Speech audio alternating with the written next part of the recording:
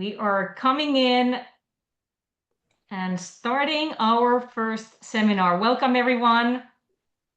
Welcome so much.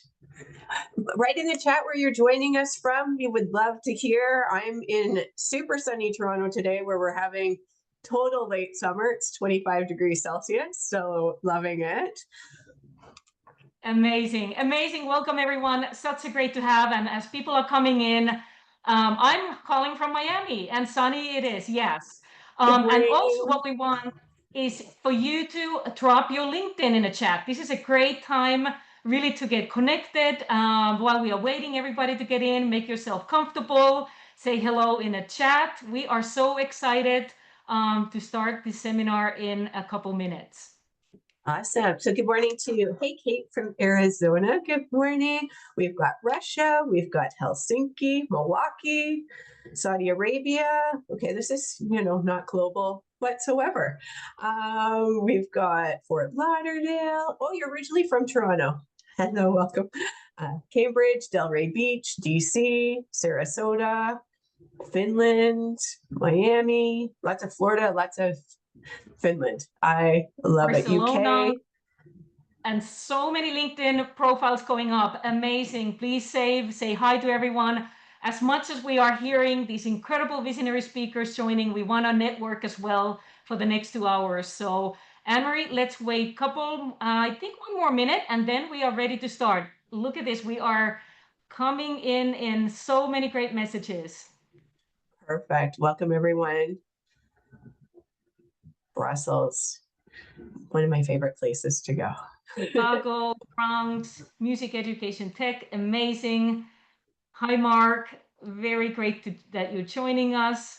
Wow, this is amazing. All right, Anne-Marie, what do you think? Let's go. We have so much to cover. I think we have to start. We do. Absolutely, absolutely. Let's get started. And first of all, let me welcome all of you. My name is Tarja Stevens. I'm the founder of Leaders of the Future, joining from, yes, Miami. Name comes, however, from Finland. So we do have an incredible global attendees, speakers lining up. And I'm so excited to really kicking off this launch of our Global Leadership Initiative and the very first gathering. So big welcome, everyone. I'm so honored, I'm thrilled, and I'm truly humbled to see so many of you here today. I think it's a time to celebration as well as really initiative to start gathering the speakers and also to be part of this journey. So welcome one more time. So excited to have you. And however, before we get started, I would like to introduce my incredible and amazing co-host, Anne-Marie Enns. Not only is she a dear friend of mine, she's award-winning executive producer behind so many extraordinary events that I've been part of and attending. And to be honest, I think, Anne-Marie, it was 4 or 5 years ago when we met for the first time by me joining one of your incredible seminars online. So Anne-Marie, big welcome. I'm so excited to be here with you co-hosting this. And how are you feeling today? And where are you calling? I'm great. So good morning, everyone. I'm in Toronto, or good afternoon now. I think this photo was taken, Tarja, with you and I when we were doing an event in Madeira in Portugal. So back to the good times. We were doing some live events in tropical places.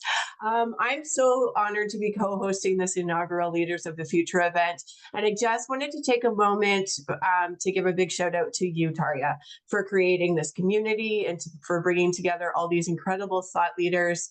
This is a project of passion, and we're just all really proud to be along for the journey.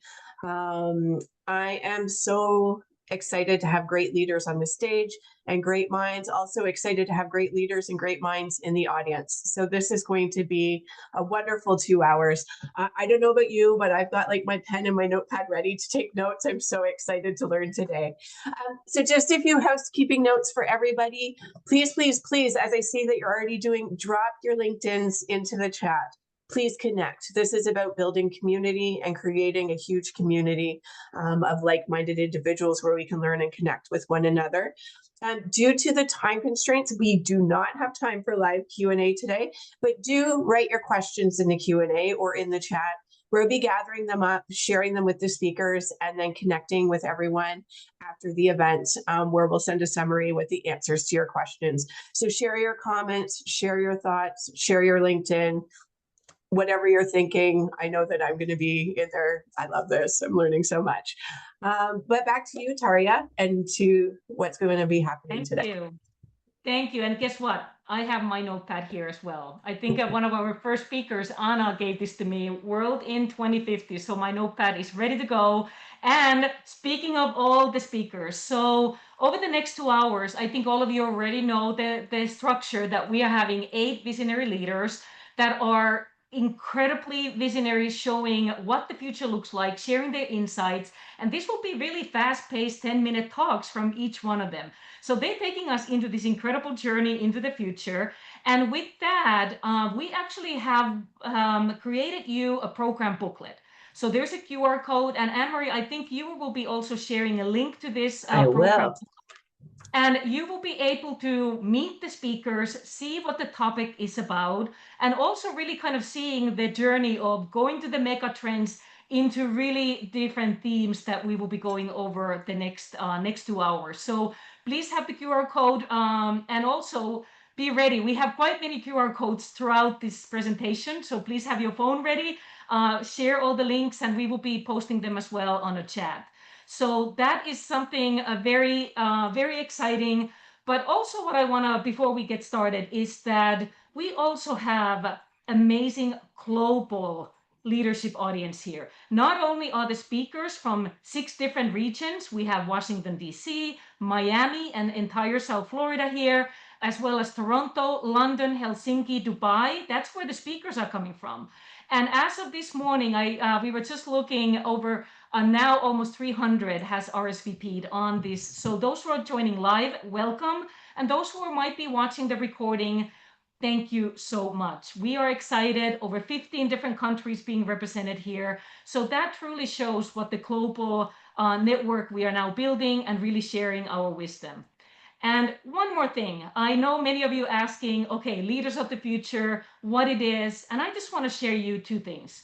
I truly believe that as talking so many leaders around the world, we see that the next 10 years will bring incredible change than we can't even imagine yet. And the world is shifting, and we can feel it. And I think right now this is incredible opportunity, but also responsibility for us, all of us taking active part in shaping it. So that's why one of the reasons why really I wanted to start Leaders of the Future.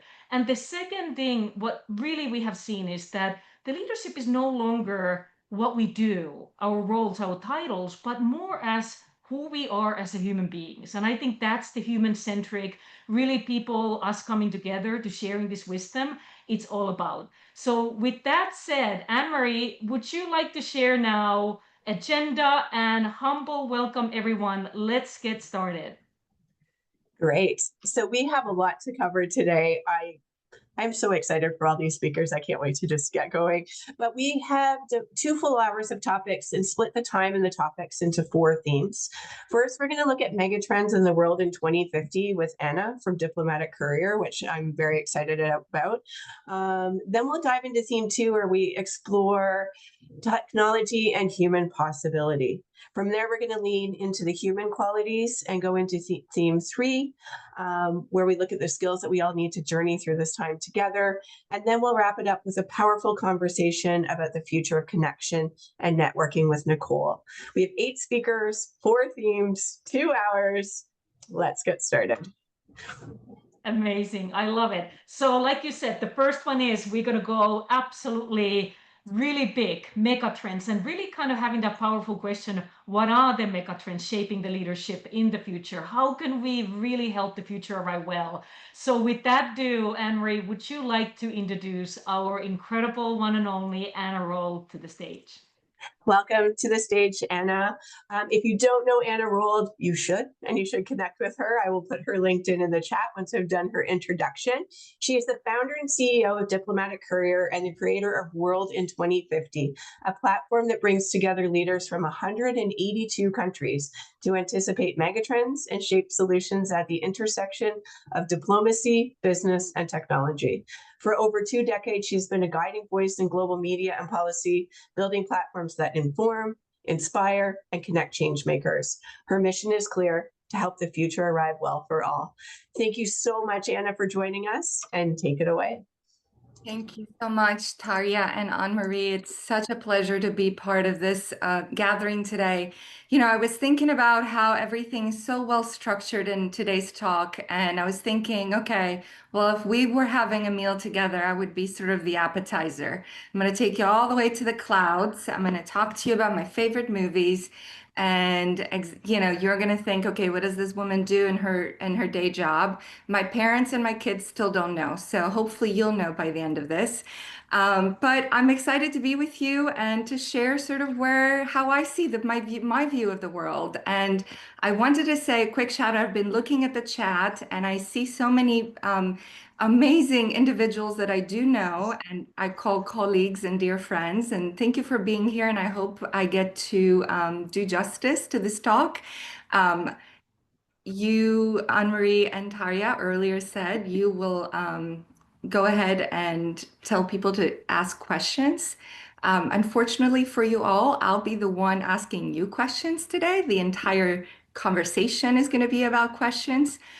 For those of you who don't know me, you know that you should know that I'm a nerd and I like to aspire to go after the Socratic method. Socratic method is a method of teaching that says basically that the knowledge is within you and I am just here. I'm not a teacher. I'm not here to put knowledge in you. I'm here to elicit, to take it out of you and so that you can use it. So with that said, what does it mean navigating the future and what does it mean to look at these global megatrends? I know a couple of you already I saw are in the future forecasting business. That's not the business I'm in. So I'll tell you a little bit. 2050, when we started about 13, 14 years ago, looking at these conversations, we looked at 2050 as the far future, okay? And now, if you were a child of the 80s and the 90s, like I am, you probably think the 80s were still 20 years ago and the 90s was 10 years ago.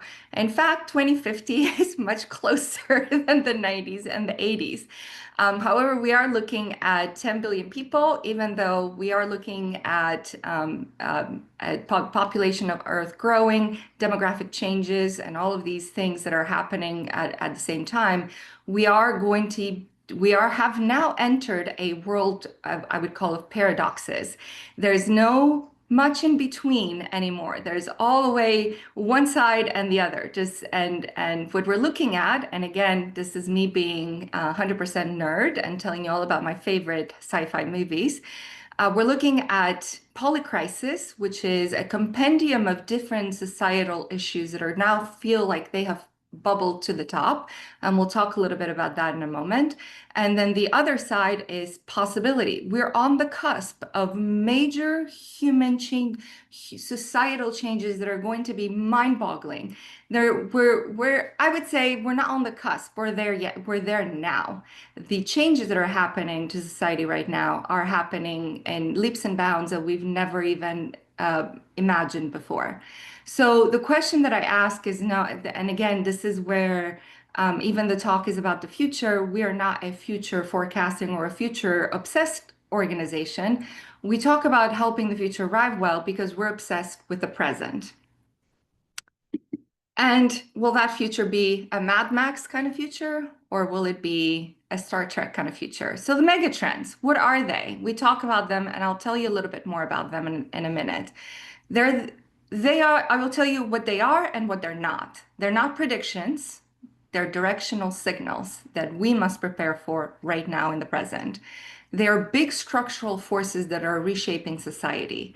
And they matter because they are changing things as we speak, but they have already started about a decade or two earlier. So we're not looking, and when I talk to you about the 5 megatrends that we are studying and doing research and have been doing research in the last 10 years at Diplomatic Courier, you'll say, okay, well, no brainer. I know all of them.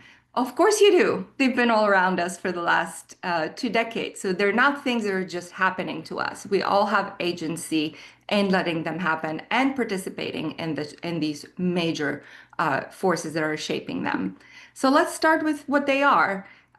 There's many more, and there's sub-trends to these, but these are the five that we have chosen in order to not look like we're boiling the ocean, but we are doing enough to make big societal change. Exponential technologies radically reshaping the world, the disruption that is coming from climate change and energy transition and what that's doing to the planet and also what's doing to our lives. Education and work grappling with the next great rebalancing and transition, individual and societal well-being being at an inflection point, and then, of course, societal and governance institutions under immense pressure. And I just wanted to kind of for you to all see them all together all at once. We actually poll our brain trust and our expert network. Which megatrend do you think we should be studying more or we should be working towards solving more? And everybody thinks their megatrend is the most important thing ever, and they're right. And I don't think we can solve one without the other or all of the others. So let's start with the first one, technology. Again, I want to take you to the cloud so you can see the big picture of what's happening all around us. And it might not be big news. Again, it is to give you a framework of the breadth of how much we're dealing with all at the same time. I don't know if you've seen another favorite movie, Everything, Everywhere All at Once. I think I may have bungled the title. But technology and exponential opportunity versus exponential risk is exactly what we're looking at in terms of what we're dealing with here. I'm wondering, organizers, if you can actually, I can't see it in my laptop, but with every single exponential trend that I will be presenting here today, I have a piece of homework for those on the chat. So there is a leadership question for you. You're all leaders here. You're leaders helping the future arrive well. For each mega trend, I have a question or a piece of homework for you that I would love for you to engage with me either on this chat or later on LinkedIn. Please ask me directly or tell me directly what you think about this.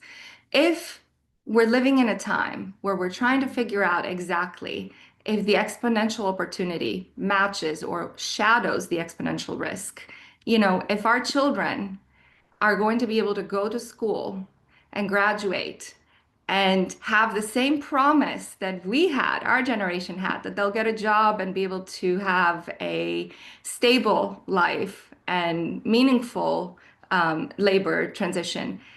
Is that something that we can work, that we've lost the plot, or can we work towards it? This is what exponential technology megatrend is all about. Are we able to look at these breakthroughs in biotech, automation, quantum, and balance them in a way that helps harness the innovation where innovation doesn't own us, technology doesn't own us, but we own it. And so the question that I have for you here is, how do we harness this in a responsible way so that we can help the future arrive well for the next generation? And then next is sustainability. We've talked about scarcity. We've talked about resources being, population movement. These are all going, we talk about climate change affecting everything from women's rights to education to population movements to entire economies.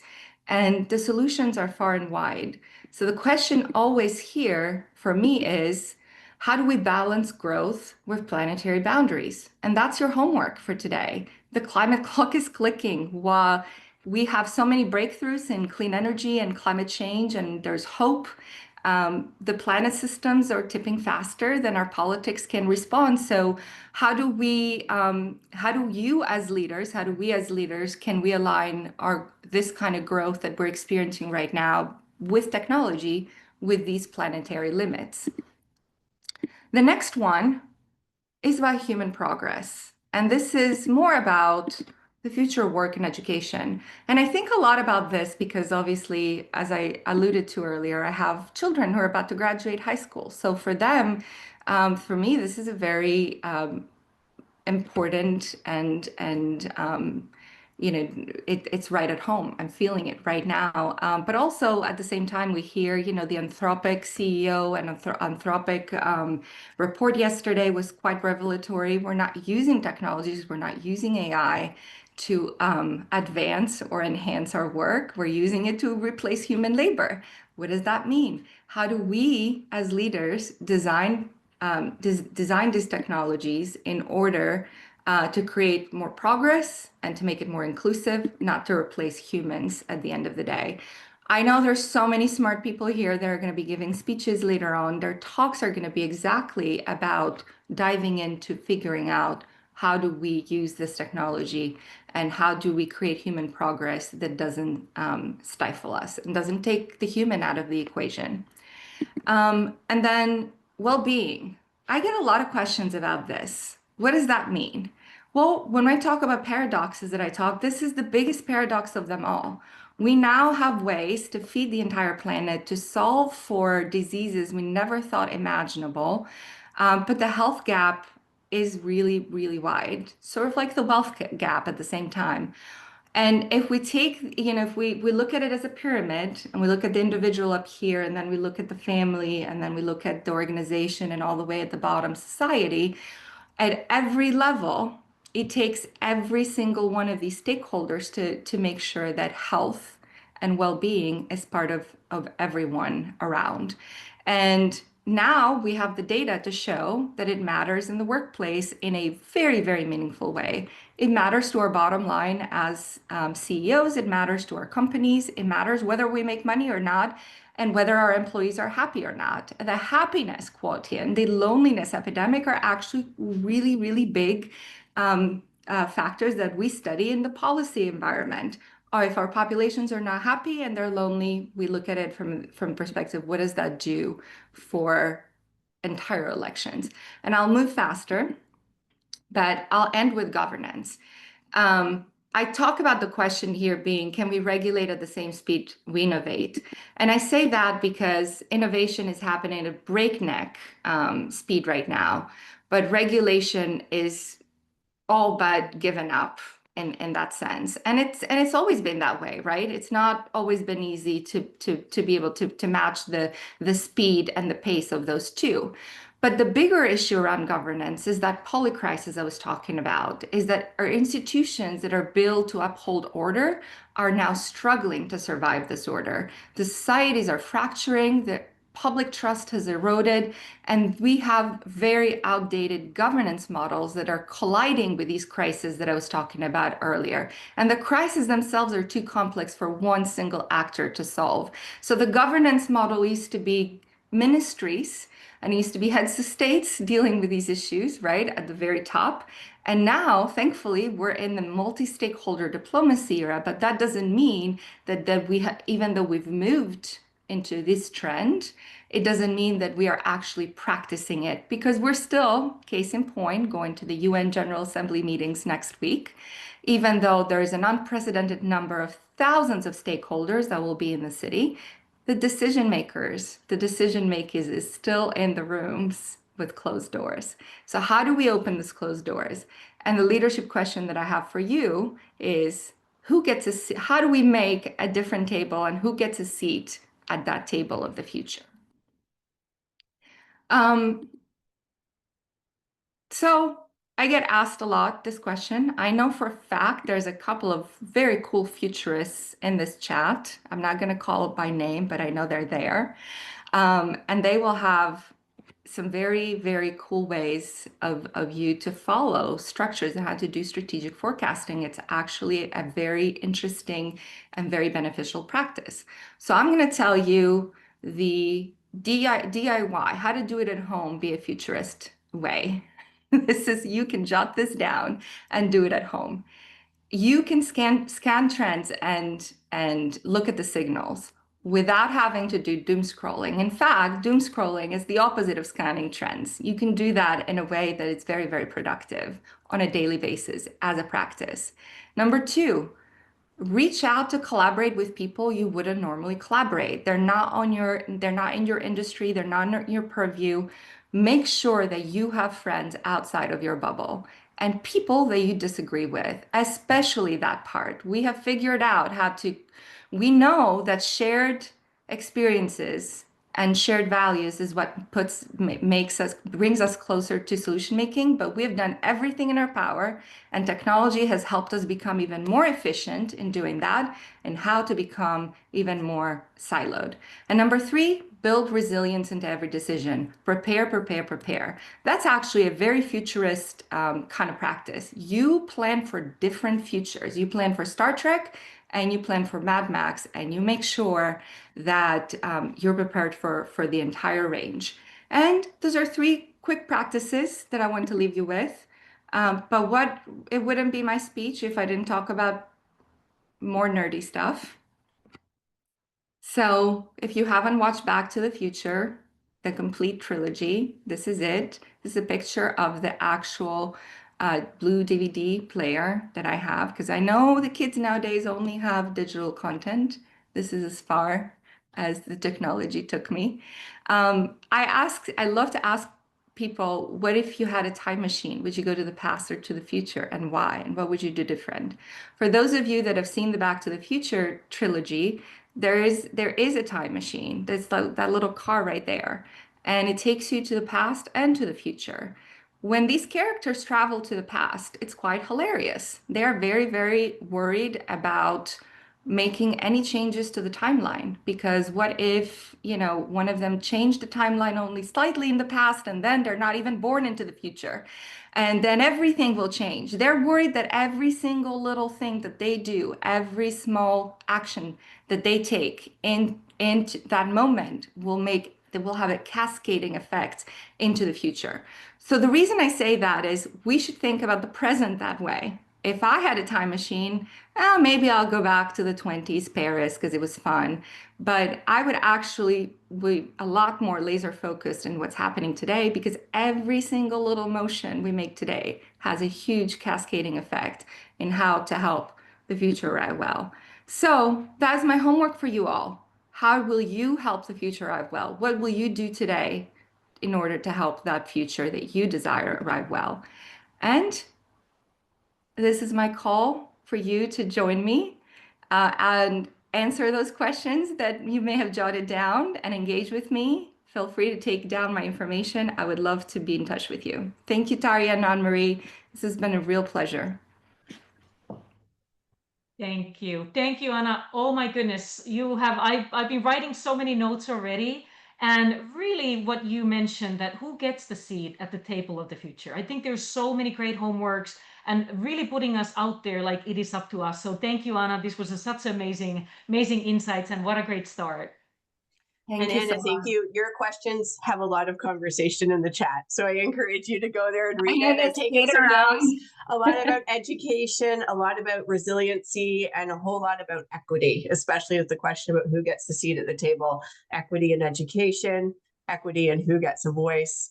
I think that's going to be a big message today in all of our talks. But thank you so much, Anna, and enjoy the rest of the event. Thank you again for all your amazing talk. Thank you. Thank you. Thank you so much. And oh my goodness, what a start. And now we're going to be jumping into the theme 2, really deep diving the technology, diving into the opportunities that we're going to be seeing, as well as the responsibilities, like Anna mentioned, it demands. So that is the kind of the next themes for the 3 incredible visionary leaders joining in. And we're going to be talking about the human layer that we must be built, and also exploring the frontier of quantum and human potential. So without ado, we are excited to welcome Rob Petrosino, who will be truly guiding us to the rise of the deepfakes, synthetic media, and what the threats that AI can pose to the truth and identity of the AI. So excited to have Rob. And Anne-Marie, would you like to share a little bit of Rob's work and introduce him? Yeah, and sorry, I have to read it because it's such an amazing bio and I don't want to miss anything. So hence me having to the side. I love Rob. I've known him for a long time. So Rob is the Chief Innovation Officer at Peak Activity, where he leads initiatives in spatial computing, digital twins, generative AI, and machine learnings from across industries from retail to manufacturing. He also serves as strategic engagement advisor on AI for the FBI, guiding national security conversations on AI's impact. With more than a decade of experience helping Fortune 100 companies and defense organizations adapt to emerging technologies, his insights have been featured in Forbes and on the Today Show. Thank you, and it's my pleasure in welcoming Rob to the stage. Yeah, thanks so much for having me. Appreciate everyone on the call. Obviously, appreciate everyone that helped put this together. Emery, Tara, you guys are just the best in the world. So I really do appreciate it. Rob, I'm going to actually quickly say, I don't see that I would be able to share the slides with you. I think you need to say, or do you have access? Do you see on the bottom? I do not have any way to accept control. Anne-Marie, then if you can put Rob as a panelist, or then if you can just tell me, I know we can freelance saying, next slide. Yeah. Yeah, let's freelance it. So again, I was usually do my intro, but I'm appreciative that we already got that kind of out of the way. But yeah, so I'm Rob Petrosino. I'm Chief Innovation Officer on the private side. I also work for the U.S. government on artificial intelligence. Please feel free to connect with me. We're probably going to come with a bunch of different questions, so I'm looking forward to it and looking forward to chat about it. So let's go to the next slide. Let's get into it. So we have to know good presentation doesn't have some type of timeline. I feel like as a keynote speaker and doing a lot of presentations, I feel like you got to show people where things came from. But GANs, or generative adversarial networks, was really the start of visual-based models when it comes to artificial intelligence that had some layer of ability to change an image, and we saw that really manifest itself back in 2014. From 2014, when we moved into 2017, it really blew up all over Reddit, specifically related to Obama's deepfake stuff, and then some of the other political stuff that came out and really exploded. That actually caused this Reddit panel to specifically get shut down, the subreddit, because of the amount of deepfakes that came out. Then in 2021, we started to see face swaps and that type of social filters come to play in the market. Again, really impactful, really, really funny, used by a ton of different people in various ways. And then in 2025, we saw VO and HeyGen, which is the latest models that have come out, as well as Nano Banana, that are really changing how we interact with these different types of synthetic humans and deepfakes. So if we go to the next slide, just to define what a GAN is, think of it as a creator and a sheriff when it comes to artificial intelligence visuals or deepfakes. So you have input of static TV, the generator, right, the creator in this case, is going to make an image. That image gets reviewed by the discriminator or the sheriff, and it either gets approved that this is a good image or pushed back as a bad image. And that's how we train these artificial intelligence networks, specific in the visual space. So what winds up happening is what you get on the right-hand side, where you can have an input on the top line that's a baseline, and then a changing variable input, which is source B here, and we'll be able to change and augment what these people look like very, very quickly over time with this machine learning concept. And this is the old way of doing things, right? This is the kind of first soiree into making deepfakes, right? Where a true deepfake is just misrepresenting a person within a piece of media, whether it's live, whether it's recorded, etc. So if we go to the next slide, if we dig into what 2025 looks like, well, the world is a very vastly different space. Just to let you know, all these images are fake. None of these people are real. US-based companies, there's a ton of them that have created AI models that allow you to create synthetic humans, whether they're real people, based on real people, etc. So going around clockwise, starting in the upper left, that's Runway's model, really, really impressive tool. Upper right is VO3, lower left is actually Sora, that's OpenAI's model, and the lower right is actually LTX Video, which is a more commercialized artificial intelligence visualization tool.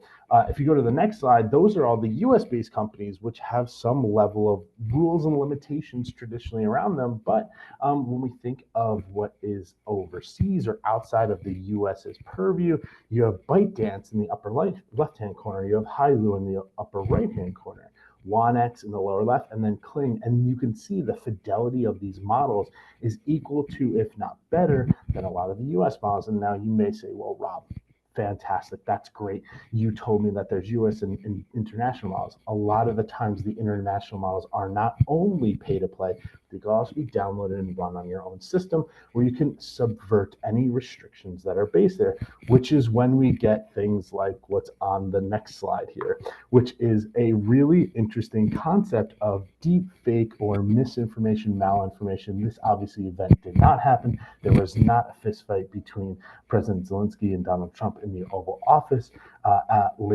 earlier this year. However, these types of content is constantly being pushed across our social media feeds, with the average social media scrolling time being less than a quarter of a second.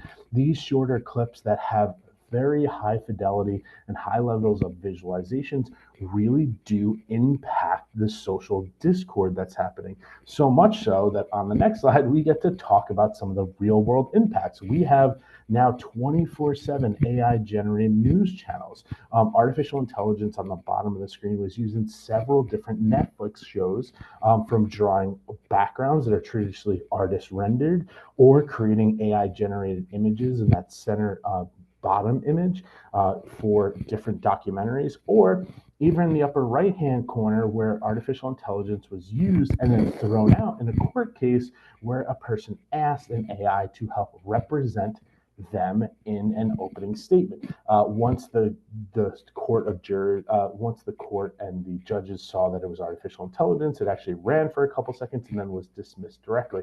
This all opens up the world to how AI is being used in the public space.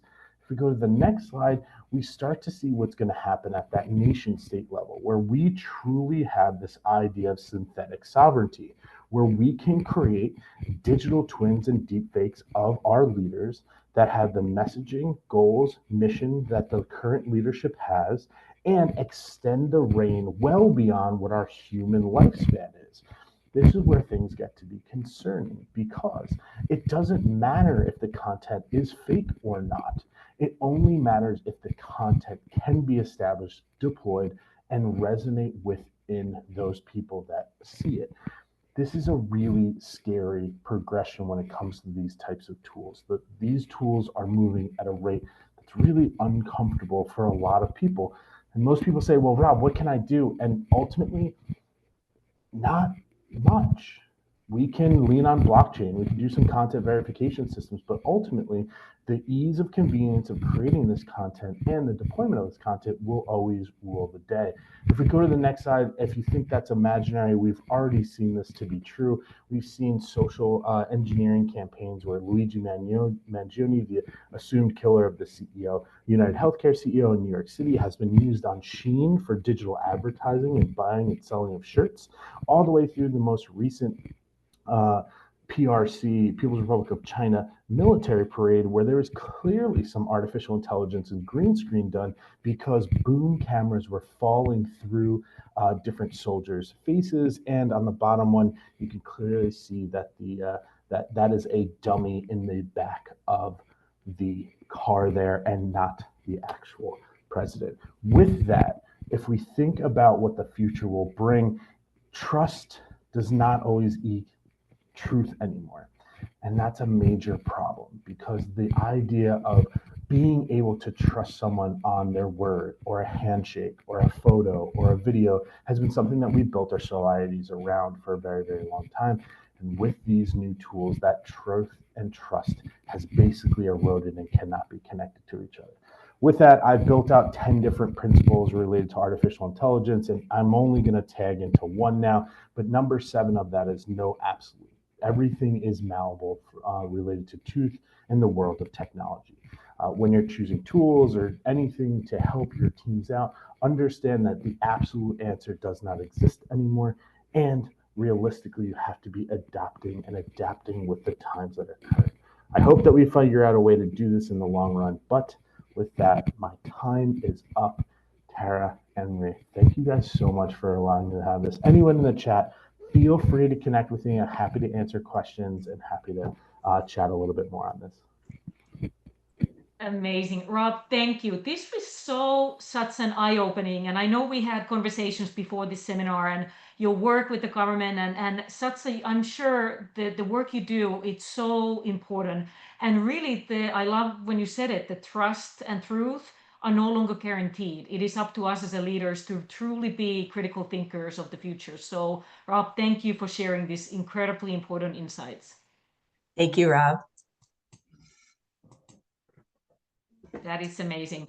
Oh my goodness. Well, this was a great bridge for what's coming next because I think now with Anna and Rob, we have set the stage for absolutely what we talked about, the opportunities, but also responsibilities as a leaders. What do we need to now see that what's shaping the future? And with that said, this bridge is amazing for our next speaker to join us. Kira Sjöberg, who will be talking about human layer of AI. Kira is joining us from Finland. And Anne-Marie, please, if you would do the honor of introducing Kira and her work. Sure. Thank you so much for joining us, Kira. Kira is a Scandinavian business designer, AI literacy advocate, and the founder of Gooden, a company specializing in business intelligence and data AI literacy development. Working at the intersection of technology, psychology, and organizational change, Kira has built a reputation as a sought-after speaker and advisor who helps leaders see AI not as a threat, but as a partner in creativity, problem solving, and decision making. Please join me in welcoming Kira to the stage. Thank you so much, Kira, for joining us. Thank you so much, and good, well, for me, evening from Helsinki to everyone around the world. And thank you, Tarja, and thank you, Anne-Marie, so much for inviting me. And wow, Anna and Rob, you really set the bar high with your talks, and I'm super excited for the next talks as well. So I'll come down a little bit from the global views that Anna and Rob talked about, and let me dive more into this sort of individual aspect of the future of leadership, and start with the question that's been lately on my mind quite a lot, and that is that if I walked up to you now and asked, what does AI actually know? What would you tell me? Most people usually, when I ask this, is everything on the internet, right? And of course, that sounds very convincing, but most likely it is quite incomplete and wrong, as AI doesn't actually know everything, but it only knows what we have taught it and how we have taught it. And these two details, I think, are the game changer in everything, and that has to do with trust and AI. I think Rob's presentation on this just a minute ago was, of course, super eye-opening. I wonder if you, Tarja, could change the slides, because I don't seem to be able to do it from here. So actually, I'm going to join in. You do. If you look at the bottom left corner, you should have little arrows. I do. Yep. Awesome. Yeah. Perfect. There you go. Okay, thank you very much for that. So what I like to do is I like to think of AI not so much as a brain, but more as a mirror. And I think it reflects our world back to us, which is of course commonly thought so. But it has a lot of cracks and a lot of missing pieces and distortions depending on the light we basically shine on it. And here, I think, is the big mistake we keep making, is that we treat AI like it's neutral to some extent, or an objective machine, or alternatively, possibly like it's magic if you're not sort of working with AI on a daily basis. And of course, it's neither, nor is it even close to either one. And I suppose AI as a technology is quite neutral, but AI is built on data, and data is built on human choices. And once you start seeing those choices, I suppose the sort of real AI literacy begins. And let me walk you through the sort of 5 ways I think this kind of plays out. And I need to change. Oh, sure. Sorry. Whoops. So if we think of 5 different points, it's basically the missing pieces. So even if we fed all the data in the world that's been written down, it would still be blind to what never got written down. It would think about, so as an example, we could think about history versus her story as concepts that you might know. So basically, most records were written by men in certain languages from certain perspectives. And the question, I think, is important important is that where are the women's voices or the oral traditions or non-Western experiences? And basically, well, often they're just not there, of course. And how does that then affect the AI output? Today, we're of course seeing also this concept of AI learning from other AI, and this feedback loop is quite strange in my opinion. And then, of course, there's a lot of discussion of the sort of concept of imagining the concept of knowledge drifting further away from reality. And I think one of the sort of big questions is probably, do we need to redefine what knowledge actually means in the future? Then there are the filters, because before data even reaches AI systems, people decide what to collect, what to clean, what to label true or false in data. And these human decisions are probably, well, they actually shape what AI can and cannot see in a sense. Then you become sort of on a global level, of course, the issue of lost in translation problem, where AI doesn't understand words like we do, but it actually is good at spotting patterns and predicting what's most likely to come next. So just as an example, if we take the word fair, to a lawyer, it's possibly a legal equality question. To a 5-year-old, it's, I don't know, sharing toys or being blonde or something like this. And to a CEO, it might mean profit distribution. So I think the key is that AI doesn't actually understand any of that, but it mirrors the statistical patterns in its data.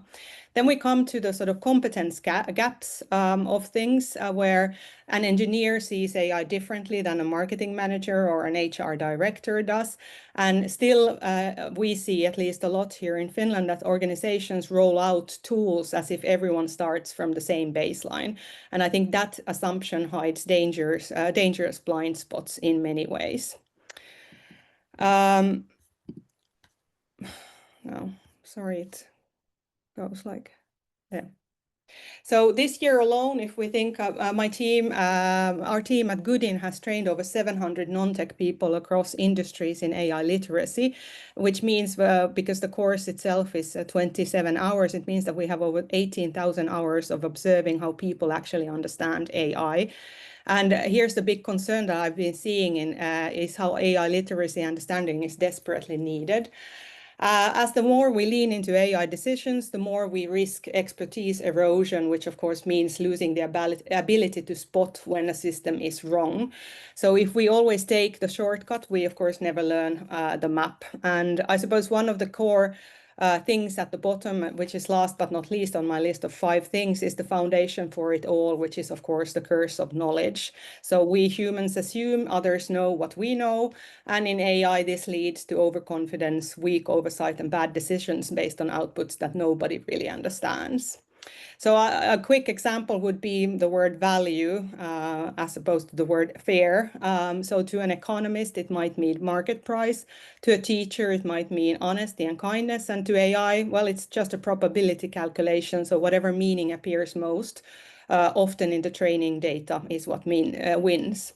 Of course, that's not necessarily wrong, but in your meaning, unless a human steps in and cooperates with AI to clarify, and in order to do this, you must understand what the data behind AI is.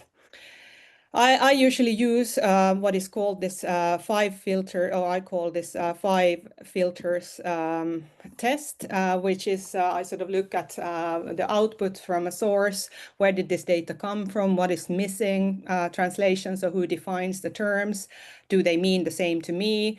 Biases, of course, what are the human and systemic biases that are shaping this? And then, of course, capability gaps. So does my team or do I understand and have the skills to interpret it? And I added actually after making the slides another point, which was time. So AI is, of course, backward looking because it has historical data. So the question is that what assumptions about tomorrow are we making based on yesterday's data? So in my opinion, this is a good run through to make in your head or in your mind to look at the filters to jot down and sort of understand enough to spot the risks and opportunities in your AI systems, because honestly, AI's true value isn't necessarily in the speed, but it's actually in the perspective, and that really does need human judgment. My challenge to you is next time, before approving your next AI tool or decision, gather a cross-section of your organization. So not just the usual suspects, but basically a combination of a lot of different types of people, like data people, HR, finance, marketing, operations. Just make sure that it's top to bottom, and ask them the question, what do you think this AI actually knows when you are discussing a project? Then sit quietly as the leader and just really listen to what people are saying, because you'll hear hidden assumptions, skills gaps, trust gaps that you didn't even know that existed. And I think that's in those gaps is exactly where your leadership is needed the most. And there is a deeper step which every leader, I think, should do in their organizations, is building a data ethics team. But this team should not be a technical add-on to your technical team, but a group of real diversity, so of skills, perspectives, and lived experiences. Why, you might ask, of course, is that, in my opinion, because no single viewpoint can see the full picture, and AI is far too powerful to leave this alone. Or basically leave it to one lens. And ethics is, of course, not a checklist, because it's a conversation that you need to have. So to close this up, I suppose AI will basically undeniably, arguably, shape the future in the coming decade, or in the future in general. And the question is, will it be guided by a thoughtful human layer or distorted by incomplete data? Because without active involvement, the distortions could be enormous. And I would like to you to imagine for a second an organization where AI potentially makes the decisions and leaders don't even know how to intervene when something goes wrong. And I think that's a new potential risk, which is organizational blindness, and is definitely something for the future to consider. And in this AI-driven world, data literacy, we are talking a lot about AI literacy, but I think data literacy is no longer just about crunching numbers, but it's about social and contextual understanding and the ability to critically interpret the data that influences AI decisions and the butterfly effect these decisions can have far and wide. So it's not nice to have skill anymore, but it's an essential leadership competence that all of you leaders should develop in yourself for the coming decade. I suppose the sort of idea is that next time somebody asks you, what does AI actually know? I hope your answer will be only what we as leaders and teams decide it should do. Thank you. Amazing. Kira, thank you so much for these insights. It really resonated. Oh my goodness, what you're talking about, the wisdom is not digitized, it's not there.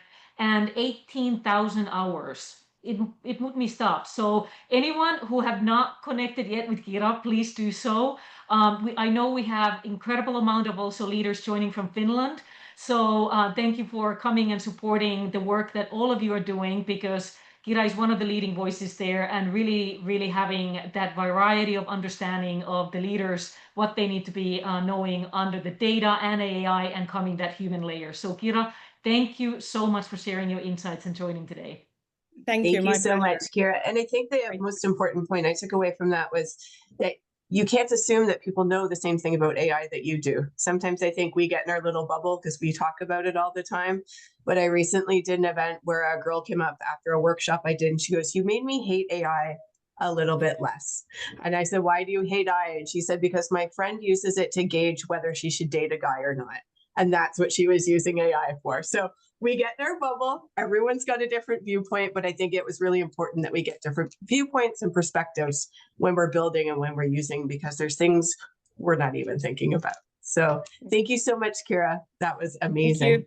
A pleasure to be here. Thank you. Kira. Thank you. And what a great bridge to be now jumping into incredible. I have not my notes ready, because we are now hearing from Tanguy Federer, who will be now exploring the quantum physics, neuroscience, and how really that could transform not only technology, but open the new ways to unlock our human potential. So Tanguy, we are so excited to have you here. Anne-Marie, would you really now kind of introduce that? Tanguy, what's all the things that you are working on, and the why I'm saying this is we are basically neighbors here. So Anne-Marie, please share a little bit more of Tanguy's work, and please introduce her to the stage. I would love to. And just for a note in the comments, yes, you'll get a recording of this will be available with all of the slides. So if you're madly taking notes, you can just listen and we'll have those for you. Tanguy, who's a wonderful friend of mine, I absolutely adore her. She is the president and CEO of Creative Dev Software, a firm she's led for more than a decade, building software solutions and technical trainings for Fortune 500 companies and global leaders. She's a former developer turned into international tech consultant and has advised companies such as Pfizer and Johnson & Johnson, bridging communication between IT teams and executives.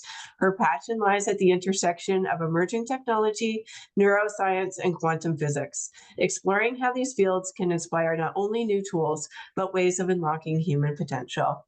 Please welcome us in joining Tanguy. Thank you, Tanguy. Hello, everyone. Thank you so much for having me, Tarja. I really appreciate you, Anne-Marie.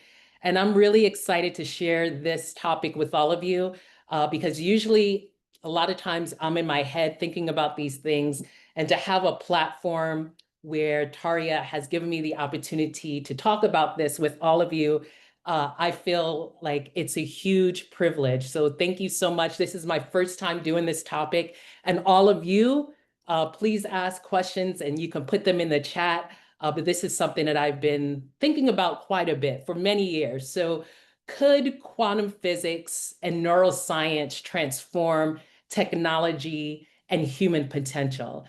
I'm really big on human potential and technology. A lot of people know me as someone who is in tech and has been in tech for several years, but I also think about human potential quite a bit.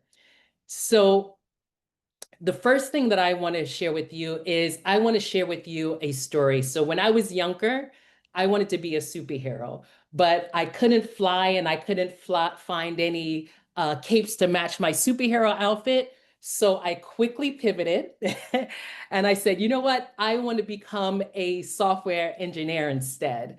So fast forwarding about 9 years ago, I received a call from my parents saying that they needed my help. So I dropped every single thing that I was doing when I was in California, and I moved in with them to become a caregiver for the both of them and a software engineer as well as a owner of a tech company. And so I can't lie to you, like somewhere in the back of my head, I was thinking, you know what? If I can save the two most amazing people who mean the world to me, I can still be a superhero, right? So that superhero dream was still alive. But unfortunately, I wasn't able to save them, and they both passed away one after another. And in that same time frame, I lost my brother as well. But even though I was going through so much grief, I was still fascinated about our brains and how our brains worked and quantum physics. So I've always studied quantum physics and neuroscience when I was younger as an explorer, just like I am now. And it brought me to the intersection.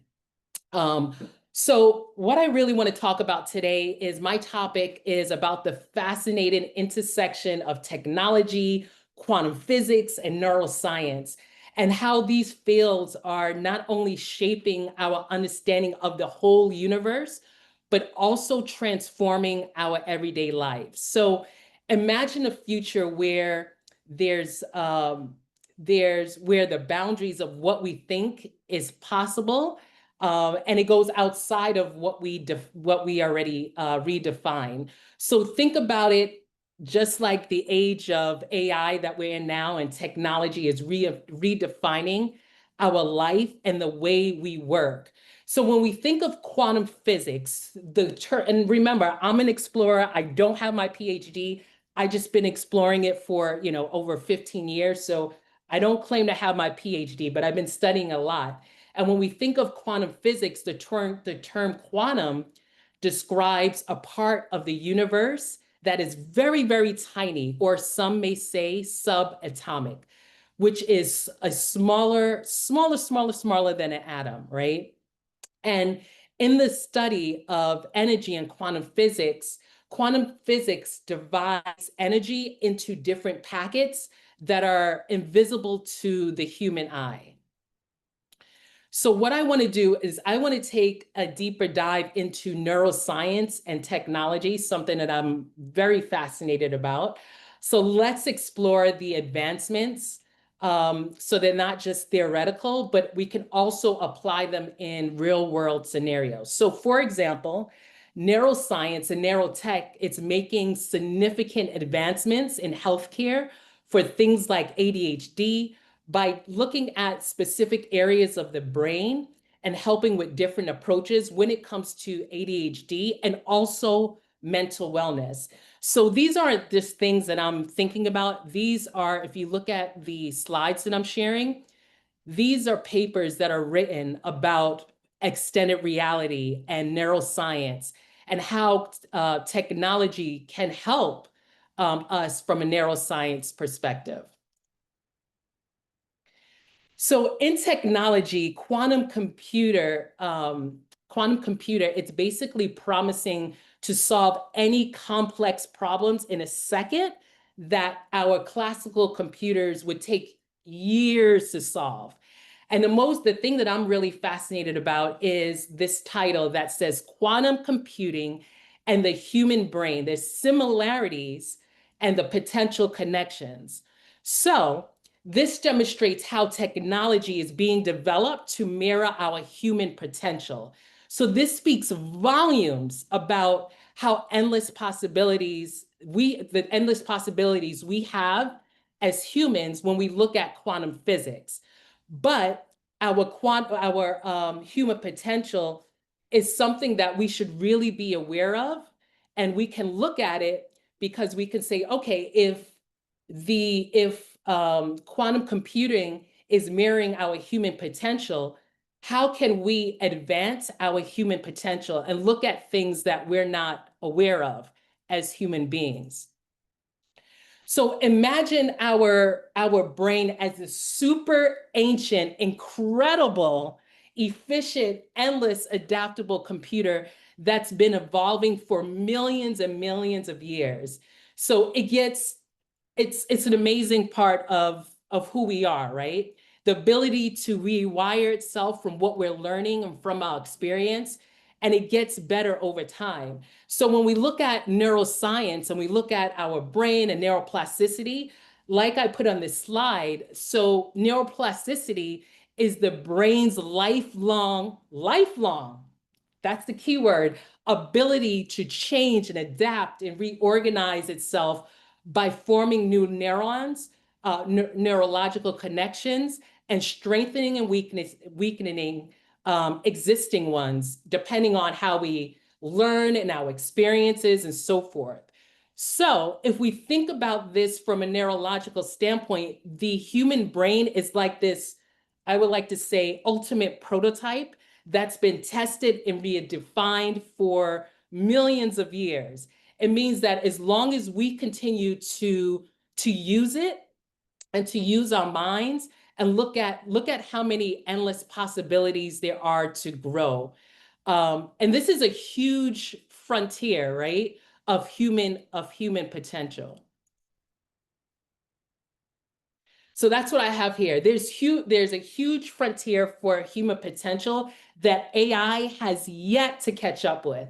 So if we think about it, again, from a neurological standpoint, and we look at quantum physics, and I'm glad that we heard about the butterfly effect, right? And the chaos theory. So that means that the smallest decisions that we make today can change our future in unexpected ways. So think of things that we can do as of today that can create the future that we want as human beings outside of technology. Let me go to that. Is my slide? Oh, there we go. So as long as we continue to look out our brains in endless possibilities and how we're growing and how we're learning more about ourselves. You see, AI and technology, I know that they're simply tools. And what we develop is, as human beings, what we develop within ourselves, we can surpass way beyond what we think AI can do. And when we use, when we learn about what the computer is doing, it's fascinating, right? But we have something that's even more fascinating that is right here between our ears, and that's the human brain and the millions of possibilities there are with quantum physics.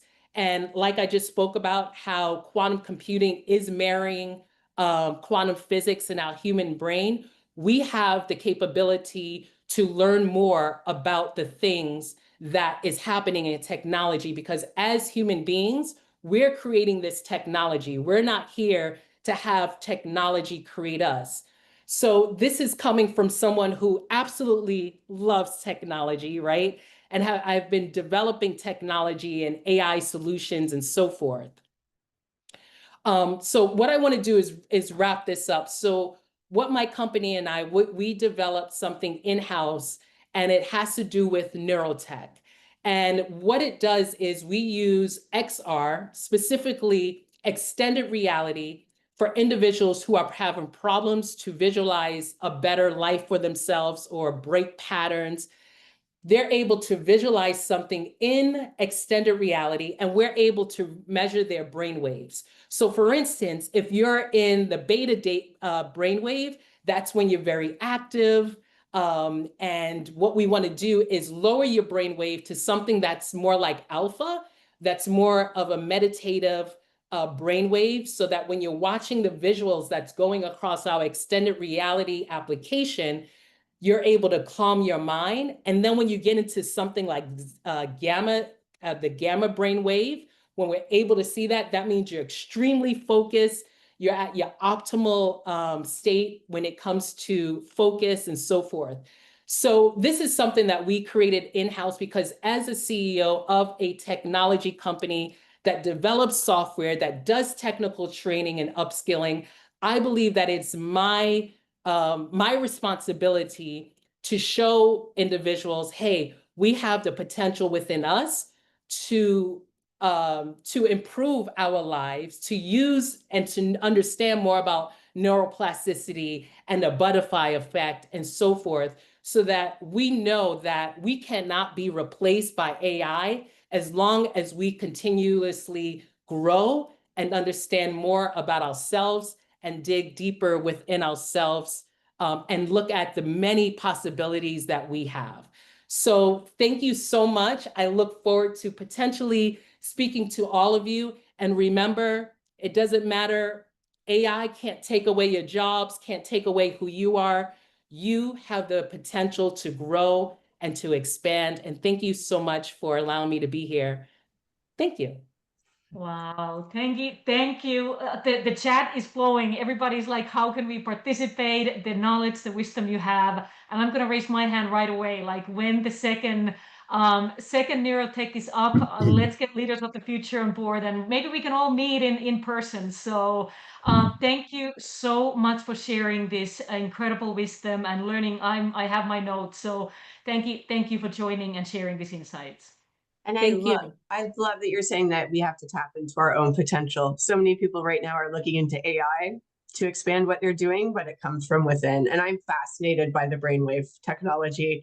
And you've got a lot of comments and chats on that of, I volunteer, when can I do that, in the chat. So thank you so much, Tangi. As always, it's such a pleasure to have you here. Thank you again. Amazing. And oh my goodness, what a bridge it is to actually now jump into the theme 3, because what Tangi was talking about, the outer world, inner world, really the technology, into the quantum, understanding our human potential. So now the next 3 visionary leaders are truly deep diving into the human skills, into our human capabilities, what skills we need as leaders. And these next 3 speakers, I'm so excited to be really now getting the notes of actionable items that we can all do. And without ado, such an honor to have Ville Ojanen with us. Let me tell you, I've been following his work for now several years. I am so inspired by his wisdom, knowledge of this. How truly can human skills unlock? What is the key of unlocking our AI's potential? Is it that human skills? So Anne-Marie, would you like to bring Ville on stage and share a little bit of his amazing work? And greetings to Finland, Ville. Of course. Welcome so much. Thank you. Ville is a business psychologist with a PhD in cognitive neuroscience and over 20 years of experience helping organizations and individuals navigate change. As an entrepreneur, researcher, and coach, he combines cutting-edge science with practical insights to guide leaders and teams through transformation. His work emphasizes presence, mental flexibility, and resilience, human qualities that are increasingly vital in an AI world. Please join me in welcoming him to the stage. Thank you so much for being here.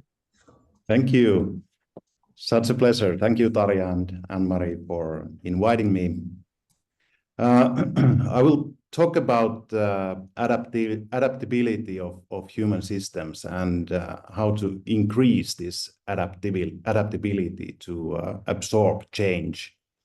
And this is something that I've witnessed for many years, not only on individual level, but also on teams and organizations. I'm taking AI as a kind of a big unknown, a mega trend that will have a big, but at the moment unknown impact on human systems. So this calls for my key point, which is that facing this kind of transformation in general, and in this case it's the AI transformation, we can and we should take every action to increase the adaptability of human systems, not only to accelerate the adoption of AI, but also to mitigate the risks and the unknowns. And the key to increasing human adaptability in general, according to behavioral sciences, is to develop the skills that enable us humans to create a so-called adaptive space. This is what facilitates change in human systems, in individuals and teams and organizations. And this takes a bit of a different form at every different level. But these skills are often called soft skills. So starting from our ability to be in contact with ourselves and others and the world around us, the ability to reflect and mentalize the human layer, as Kira put it nicely. But also things like communication, leadership, interaction, conflict management, everyday skills that make us human. This is what we do. Homo sapiens, we operate in this collective, in individual adaptive space to make good things happen. And I will also briefly describe the core process of soft skills learning, essentially what makes human systems adaptable, no matter what the scale, and it's the reflective learning process. And by the way, this is what my company, Academy of Brain, is about. We develop workforce soft skills globally to make human systems, the organizations we work with, more adaptable. So the basic problem that we have always been dealing with when there's a big technology transformation is twofold. So how do we ensure that new technology is adapted in the first place? And the second is how humans can keep up with the accelerating pace of change, create value, manage risks, and have purpose. And this is what technology does. It makes life more intense. It increases the rate of change. And now the question is, how do we humans adapt? And there's this nice graph there where we can, of course, speculate where we are, but many people think that we are above the human adaptability curve. Technology, AI is such a big transformation, and it will hugely increase the rate of change, so that it's really a big question: how do we adapt, and how do we keep the change positive? So how do we make the transformation benign? As we all know, humans can adapt to the other direction as well, and that's not what we want. So how to increase human adaptability? And this is from the work of Mary Ulbien. She's one of the most renowned leadership scholars from USA, and she talks about a concept called adaptive space, which makes a lot of sense for a psychologist working with individuals, kind of people's growth journey as individuals, how we navigate our own life challenges, and how do we develop and grow as people. This is something that I worked with individuals. Also, when it comes to groups of people, so how do we make collectively sense of the world? Not to talk about organizations. How do organizations' cultures adapt to different situations and dynamics of the world? And also societies. I work in the Prime Minister's office in Finland as a behavioral science consultant or expert. And this is something that we keep on talking. So how to make Finland more resilient, facing the challenges that we see in the world, one of those being AI. And Mary Ulbien's very simple model is very useful. We humans, we enter this space called adaptive space. We oscillate between unknown and known. And in order to be able to go from known to unknown and unknown to known, we need to enter the adaptive space. Our biopsychological, biopsychosocial system needs to go into this plasticity adaptive enable space. And this happens, and this is created through soft skills. This is created through the behaviors that we as humans have when we are facing ourselves and others. And they are called soft skills. This is just what we do. This is something that we evolved to do, to be able to enter this adaptive space individually and collectively. But it's not always the case that we do this, because it requires a lot of skills. It requires a lot of reflection. It requires a lot of maturity from individuals and people together to be able to do that. And of course, we are not very good in this if you look at the state of the world. So it in many ways seems like we have not developed at all. We keep on making the same mistakes and killing people, which is a bad thing. But this calls for skills that make us better in entering individually and collectively into the adaptive space. And the skills are soft skills. And it's very important to understand that you cannot learn soft skills by reading self-help books. Because soft skills are core human skills, and what's core in Homo sapiens is that we are relational mammals. We relate to ourselves and to other people.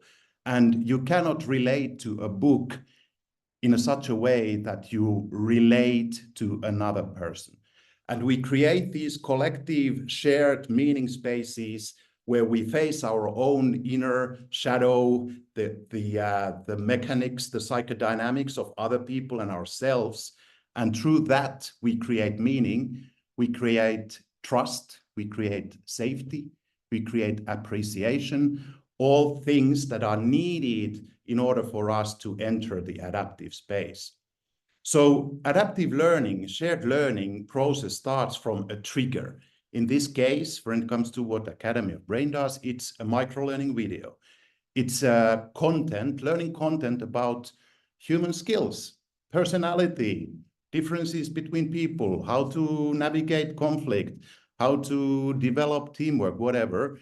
And this trigger, this input comes into the reflective circle, which starts from mentalizing our reactions. So what's going on in my system? What are my thoughts? What are my emotions? What's happening in my body? Very often it's not about thinking, it's about going down, down, down into your body. What does your heart and your gut tell you about the situation? And being able to verbalize that. So at this moment, I'm feeling like this or that. And everybody has a chance to do that and not to rationalize the thing at all at this point. Because then we enter the second phase, which is a collective shared question and pondering about the meaning of all these reactions.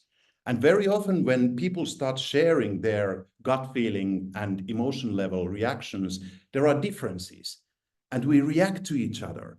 And one meaning very often is that, okay, we have very different reactions to this thing. We think about this in very different ways. And it's a good endpoint. And it's often what is needed. It's only, we might want to go to step 3, but it's not often necessary, because for humans, it's enough that we share what's going on and we collectively reflect on what does it mean. But of course, because we are cognitive, results-oriented animals as well, we want to go to step 3. So what to do about this? Action points. It's not important, but it's nice to have. So what's next? What are we going to do about it? And this cycle creates trust and safety.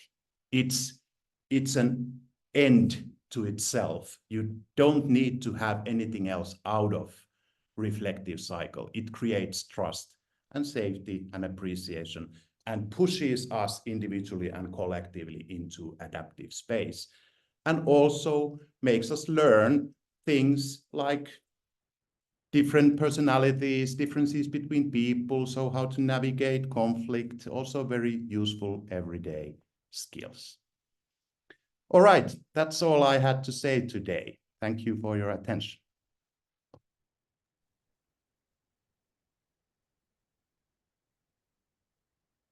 Ville, oh my goodness. Okay, here I am. I'm like, let me wait until I see you.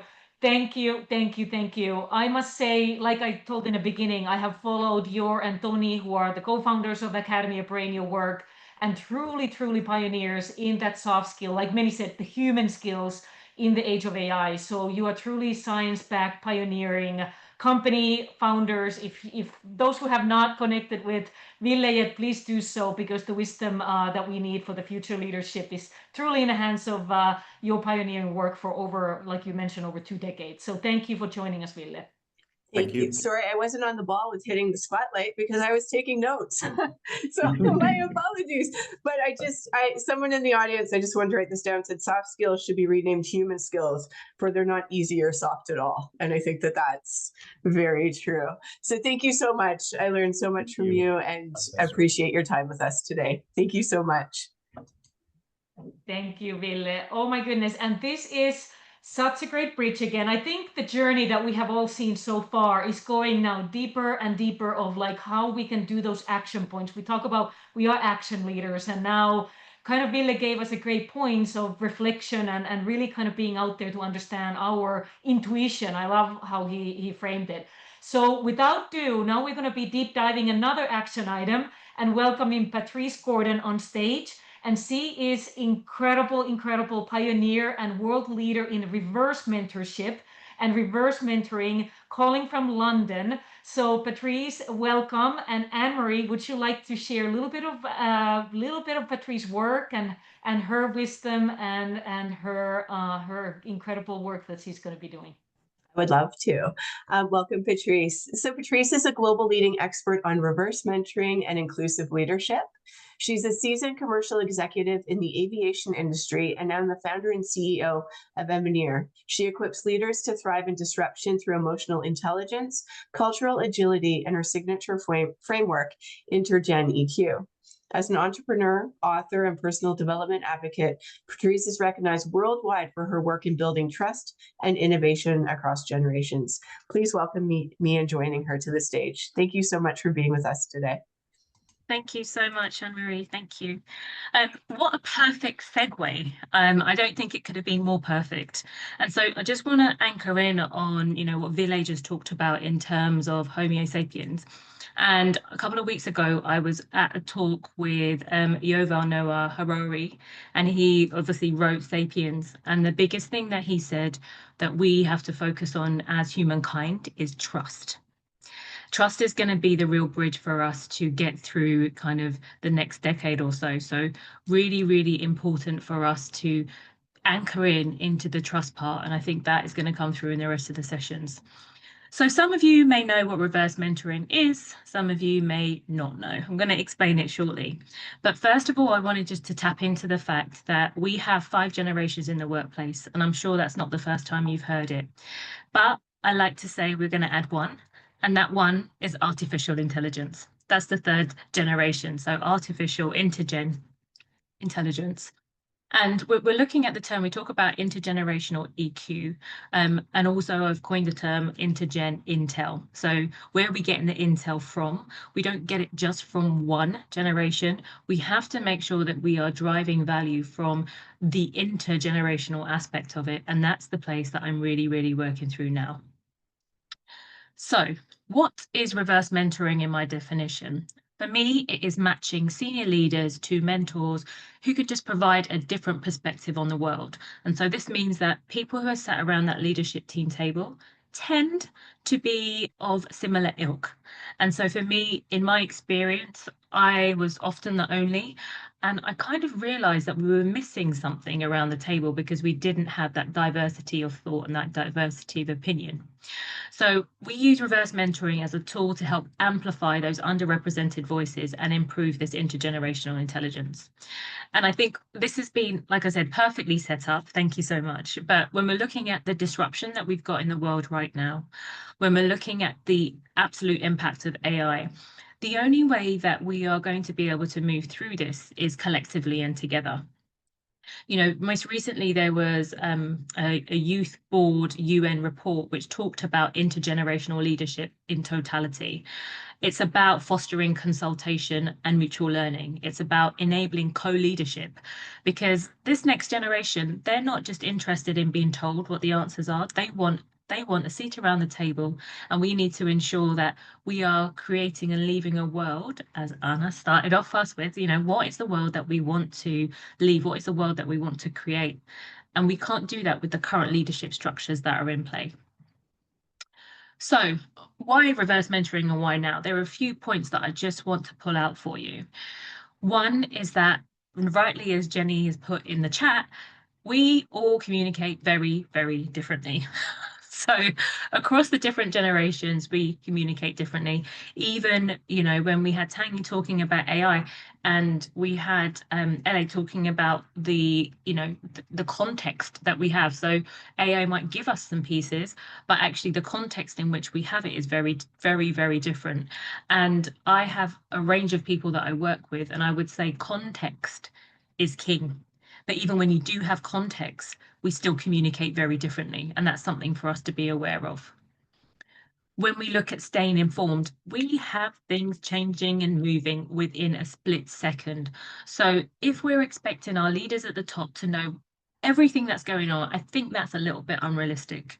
But not only do we expect them to know what's going on, but we also expect them to have the context too. Reverse mentoring is one of the tools that can help to shortcut that. Developing a growth mindset. I always find it fascinating because we can talk about a growth mindset from an operational or from a sales perspective, but when it comes to deep introspection and being vulnerable and courageous, as our dear friend Brené Brown talks about, I find that sometimes leaders find it a bit challenging. So developing this growth mindset, and especially in the adage of AI, what does that mean? What could the world really look like? And how do we step into this almost unlimited, expansive potential of what the world could look like?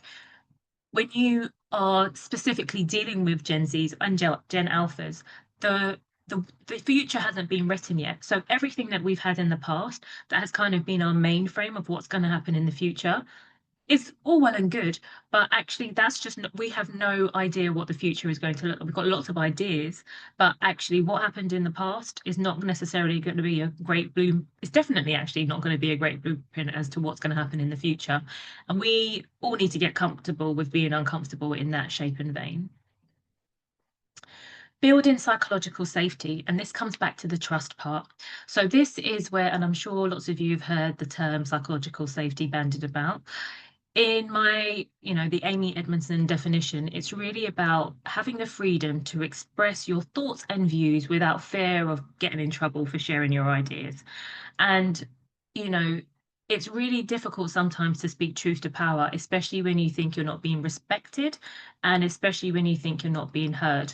And so in the age now where there is a massive amount of distrust from organizations and from governments as well, you'll see the Edelman Trust reports that you'll look into. Societies are starting to, we can't, as we've just seen, we can't really trust the news because we've got deep fakes. We can't trust necessarily what we see, and those sources of information that we used to hold sacrosanct are no longer true.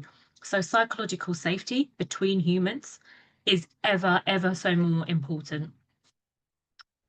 And then finally, how are we going to move forward if we have just a one flow way of information? So if it goes up or if it goes down, oftentimes I used to write reports and I'd never hear back from the leaders in terms of what they actually did with it. And you have things that are, when I work with leaders now, it's really entertaining because they think they communicate really well. But number one challenge that we have in all of our reverse mentoring programs is that people on the ground don't feel like their leaders communicate effectively or enough with them, and leaders feel like they communicate all the time. So this flow of knowledge is even more important in this shape and vein. So this is just an example of some of the benefits of reverse mentoring. So you must be thinking, that's great. Everyone has a conversation. How does it really work? There are different models. I've written a whole book on it in terms of how you implement it. But I wanted to focus this session on some real key takeaways so that you can kind of investigate the areas that you're interested in.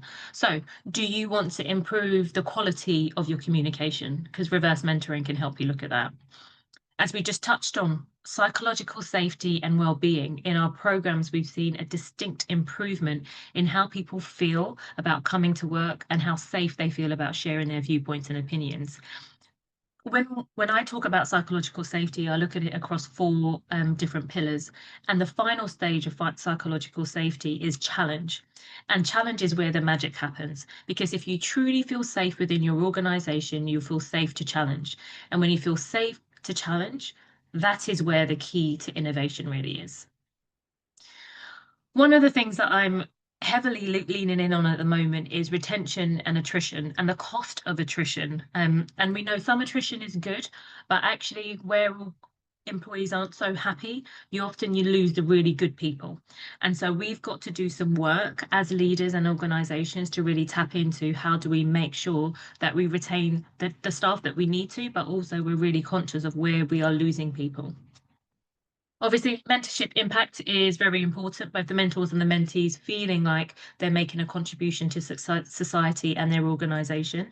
And most importantly, that shift in leadership mindset. So what I just alluded to before in regards to that growth mindset, we've definitely seen the outtake from that coming up. And then obviously the end point is we keep on doing it. This becomes part of the culture. And actually those ideas that you get because you're able to feel comfortable and challenging are implemented, and it becomes self-sustaining, and it's a sustainable piece. So those are just a few snippets in regards to why would you do reverse mentoring, why should you do it now, and also some of the benefits that you can have from it. And I think there's probably some things in the chat that you can kind of follow up on. But sorry, that was a very quick whistle-stop tour, but you can reach out to me on the usual channels. So thank you so much for having me.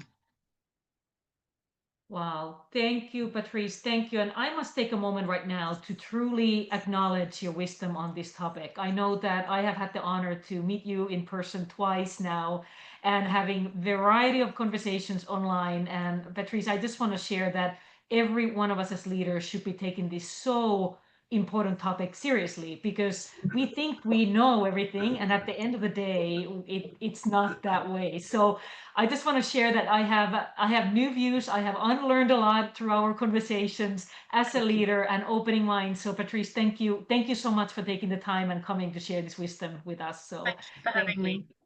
Thank you. And I think it's so important that this is what we're talking about right now, because it's really the first time we've had that many generations in the workforce at the same time. And you're working with people who weren't there when internet started. Like I went to university and we learned how to make a web page, and you had your little picture of Calvin and Hobbes up. And now you're expecting people to learn AI and understand it and know about it. But those skills might not have been translated very well. So thank you. I think that this is such an important conversation to be having right now. Thank you so much, Patrice. I learned a lot from you. Thank you. Thank you. Thank you for joining us. And I love when you had that one box of the flow of knowledge. And that is a great bridge for our next speaker, because now we are truly going into our inner world and understanding the potential we have already and unlocking all these intuitions that Ville was talking about, having that gut feeling and truly building from the force to flow. So without ado, it is such an honor to welcome Anna Kuusela on the stage, that I have also learned so much about leadership and our inner strengths that we carry with us all the time. So Anne-Marie, would you like to do the honor to welcoming Anna and share a little bit of her work? Great. Anna, welcome. So for those of you who don't know Anna, she's a private advisor, professional coach, and former professional ballet dancer who works with elite leaders around the world. With experience spanning global boardrooms, high-growth companies, and transformative coaching, Anna inspires audiences to see leadership not only as a role, but as a continuous journey of evolution. Thank you so much for joining us today, Anna. And I think we can take the slides down because I don't think she needs them. Thank you so much, and we look forward to your talk. Thank you, Tarja and Anne-Marie, and hello, everyone. It's wonderful to be with you, and I feel like there's been a lot of information coming at us, so maybe this is a good place to take a collective exhale.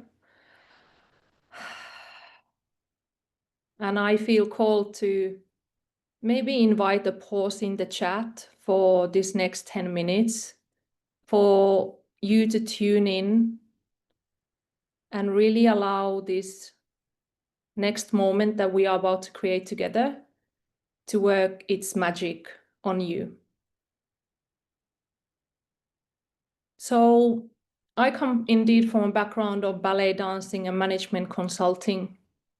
I know the world of force very well. They're striving, they're pushing, stressing, performing, proving. And as I left my job, I knew that next time I'm going to do it differently.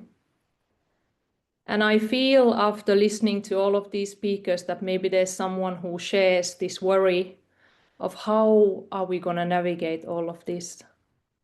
How are we going to not just survive, but thrive in this intelligent age of leaders, as Tarja has so wonderfully put?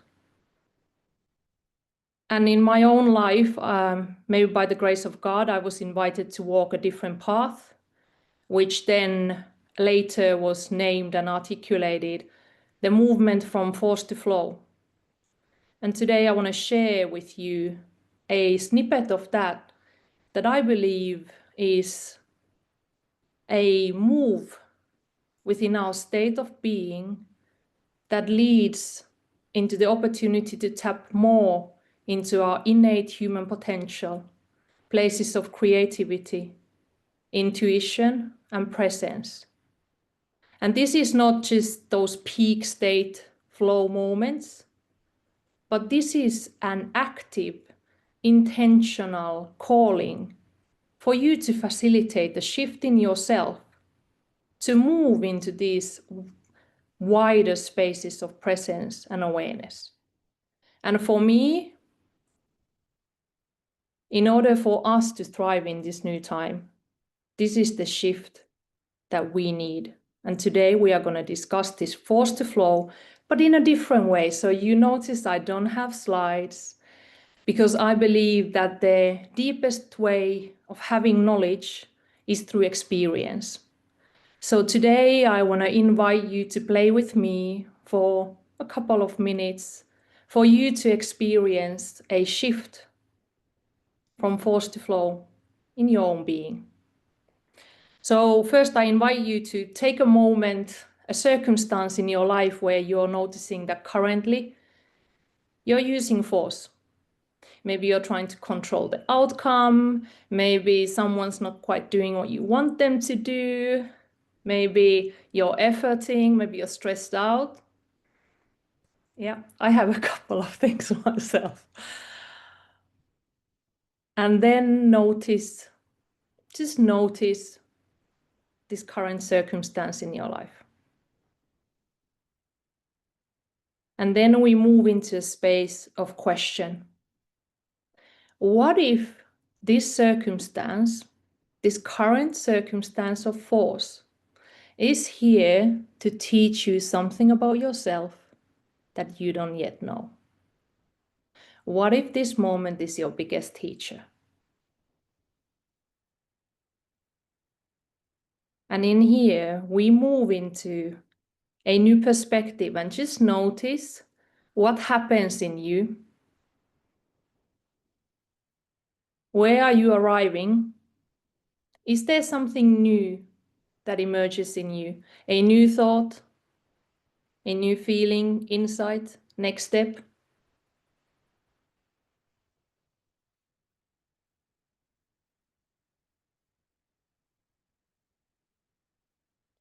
This is real-time rewiring of the brain. Tangi was talking about neuroplasticity. This is also the real-time rewiring of the nervous system, which is the body. And I want to name this process that we just walked through so that you can build this tool as part of your everyday life and leadership to support you to move into these spaces and states of being where there is more creativity, intuition, and presence. So first, and by the way, I made this so that you can remember this. First is witness. Just notice what is there without any judgment, no attachment. I know, easier said than done. And witness what is there. Then wonder through the question, what if? Just being curious, what if this moment is here to tell me something? And finally, welcome. Welcome a new perspective, a new way of being that can lead into a new insight, a new action step. Indeed, witness, wonder, welcome. And I want to point out that what happens in this moment is that you are building personal power, you are building agency, and these answers are coming from within you. This isn't coming from AI. This isn't coming from your colleague. This comes from within. And in order for us to thrive in this time, we have often spoken about what is that next layer of human potential. It is right in here. And research shows this as well. Today, we are the first ever generation who are here with research and tools to actually facilitate this sort of embodied transcendence and paradigm shift by ourselves. Imagine that. We know about neuroplasticity, we know about nervous system regulation. We are able to facilitate these shifts ourselves. And this isn't just personal growth, but this is over time an evolutionary step. And for me, when I look at the world today, and so many of the speakers have referred to this, I think it's safe to say that time of force is not just tiring for us, but also it's not working. What we are seeing as outcomes of the time of force, I think this is a time for us to start to take more ownership and responsibility. Each one takes their own responsibility, right? Because the change starts from within. And when we start to do this kind of work, that is the other side of the coin, to then be able to thrive out there in the world. Because remember, at the end of the day, the world is a reflection of who you are being. Thank you so much for spending this moment with you, and I'm looking forward reading your reflections and happy to answer any questions.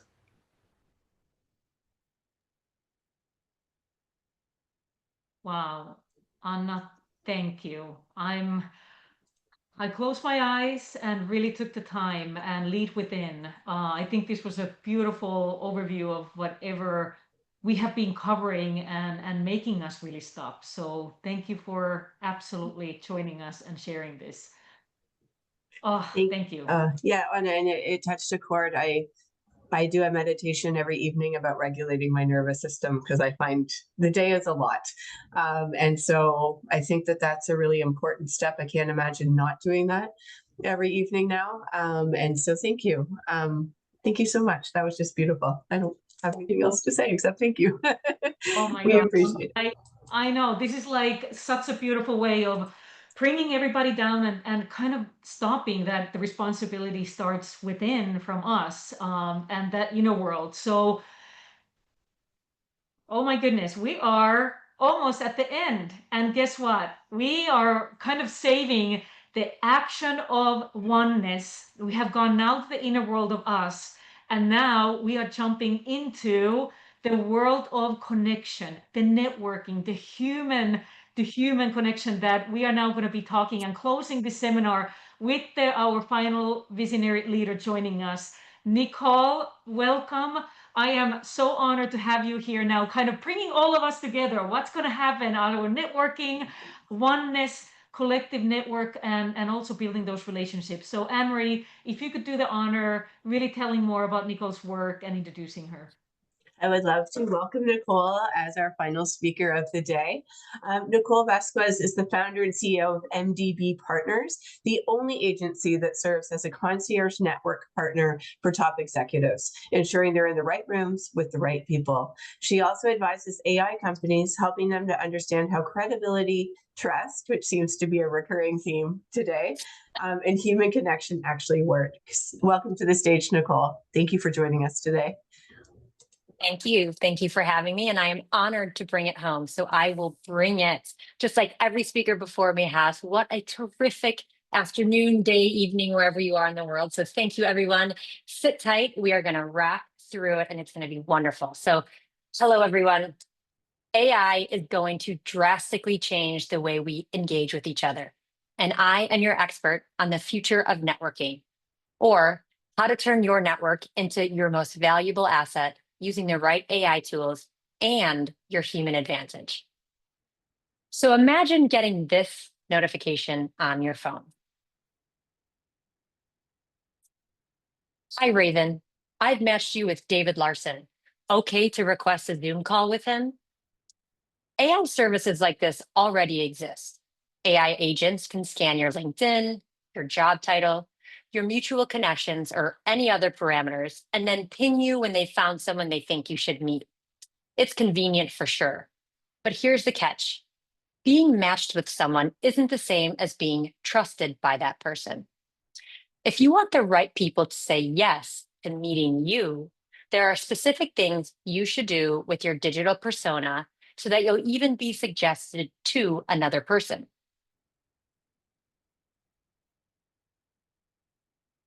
Using AI to get professional headshots instantly, to write a quick follow-up email, and to manage your contacts is the new baseline for networking and also for your digital presence.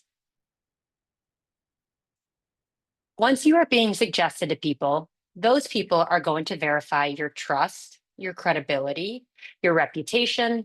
They'll check for social proof. They'll check for any mutual connections, and they'll even double check if they align with your taste. And unlike AI, these human traits cannot be generated instantly. And successful leaders of the future will place just as much importance on building trust with other humans as they do on using the latest AI tools. Networking has historically been a collection of individual activities. Asking someone to coffee, going to a networking event that you saw listed online, or attending a conference advertised in an industry newsletter. Now, AI tools will compile lists of events for you. They will find every person's name and job title at a specific company, and they'll even write messages to people for you. All you have to do is say yes, and your name can be on hundreds of outbound messages instantly, for good or for bad. Yet amidst all of these advancements, we are still struggling to feel confident in our networking activities. My clients are top executives in their field, and still, they come to me saying, I'm not sure where I should spend more or less of my time, or how my networking efforts will actually add up in the long run. And the secret I'm going to share with you today is exactly what we install and operate for executives and their companies. It's time to upgrade your mindset from doing networking to creating and growing an ecosystem of relationships that all work together in harmony, just like this mesmerizing video. So think of it like growing a garden where you intentionally place seeds of plants that look different but can thrive together. Certain plants may need more water or less sun or special nutrients, but if cared for individually while still taking into account how they will grow alongside the other plants, that is the way you grow a garden that is uniquely eye-catching to people. When you combine AI tools with your uniquely human abilities, the benefits are exponential. In your blossoming garden of networking activities, AI can handle the tactical and time-consuming tasks, let's call it watering the garden, which then allows you to shine as only a human can. So how do you actually start building your own networking operating system, or OS for short? Here are the 5 elements that I install for my executives and their companies. And while I can't show you their custom dashboards for privacy reasons, I'll dish on what each element does so that you can create your own. First, use a CRM for your contacts. This is the bare minimum. It allows you to track the people you engage with. You can use an off-the-shelf CRM or build your own like I did in Notion. The takeaway is, if you don't know who's in your network, you won't know where to focus your time. Next is to have networking goals. Be clear about what you want to achieve and the people and companies you need to engage with to get there.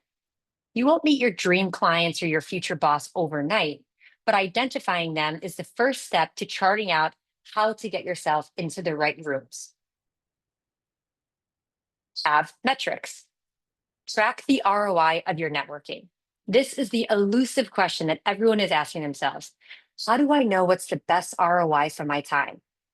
We provide weekly and monthly ROI reports for our clients, but you can start simple. Log what you're doing and what happens as a result. Note everything. Number of calls taken, events attended, introductions made, opportunities received, and so on. The numbers will tell a story over time. Positioning. Get crystal clear on who and what you want to attract, and then shape your digital and in-person presence to match. From your online footprint to your thought leadership to how other people are introducing you, it all needs to align with the persona that you need to project in order to achieve your goals. Community and events. Track where and how you are showing up. Which tables are you sitting at? Which groups are you a part of? And are you creating intentional spaces of your own? The key here is strategy and consistency. Make a plan, stick with it, and never go back to just attending events that randomly catch your eye. Make sure it's all part of your plan. And side note, we're all here at this wonderful global event today. Are you going to post about it? Are you going to share about it? By doing that, it signals that you care about leadership, you care about AI and technology. And if you drop some of the incredible insights that have been shared today, it shows that you genuinely understand it. That sends a signal. Those 5 elements are the foundation of a networking OS. Each one helps on its own, but when you put them together, that's when the flywheel spins and momentum builds into opportunities you could never imagine. And you do not need anything fancy to start. A simple CRM and an AI note taker will take you very far in your networking.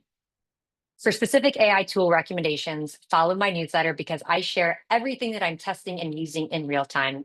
And yes, the QR code will be shown at the end. So think of this as a flywheel. Every small action, can you go back a page? Thank you.